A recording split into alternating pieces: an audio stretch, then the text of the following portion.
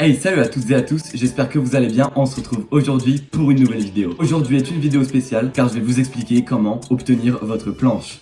La jointe dans sa vie, elle s'attendait pas à ce que Alors tout d'abord, je vais vous montrer mon évolution en un mois. Voilà, j'ai réussi à passer de ça à ça. Donc, je suis quand même assez content et c'est pour ça que je me permets de vous donner des conseils. Alors tout d'abord, pour préciser, évidemment oui, je l'avais avant, mais je l'ai repris depuis quelques temps et je suis passé à ce niveau super rapidement grâce aux exercices que je vous conseille aujourd'hui. Donc tout d'abord, vous allez juste faire votre planche et la tenir un maximum de temps possible. Ça peut être en tuck, en advanced tuck, en straddle si vous avez déjà un niveau assez élevé, ou en one leg. Personnellement, moi je trouve que c'est plus compliqué. Ensuite, je vous conseillerais de faire des planches push-up avec ou sans élastique. L'avantage avec un élastique, c'est que ça rend tout plus simple évidemment. Ensuite, je vous conseillerais de faire des planches simplifiées. Vous pouvez le voir dans la vidéo, on peut le faire en full ou en straddle et c'est vraiment très impactant pour les épaules, qui est bien pour la planche. Évidemment, vous pouvez aussi ajouter un élastique pour cet exercice. Cette fois-ci, je vous conseillerais de tenir votre planche le maximum avec un élastique, donc exactement comme le premier exercice, mais avec un élastique. À cause de la fatigue de l'entraînement, vous ne serez plus capable de tenir vos planches comme au début de la séance. C'est pour cela qu'on ajoute un élastique et c'est aussi pour perfectionner la position. D'ailleurs, vous pouvez le faire sur les mains ou sur des barres parallèles, les deux marches. Ensuite, j'ai deux exos bonus qui ont très bien marché pour moi. Je vous rappelle que je l'ai eu en un mois, donc c'est que ça a vraiment bien marché. Le pousser planche en poulie, donc c'est-à-dire qu'on prend deux poulies, on les met à une bonne hauteur et on vient pousser. C'est plus un exercice de musculation. On peut ajouter les poids et voir notre évolution. Plus clairement que si c'était du street workout où des jours où tu vas tenir 4 secondes ta planche et d'autres jours où tu vas la tenir 10 secondes, tu ne sais pas pourquoi.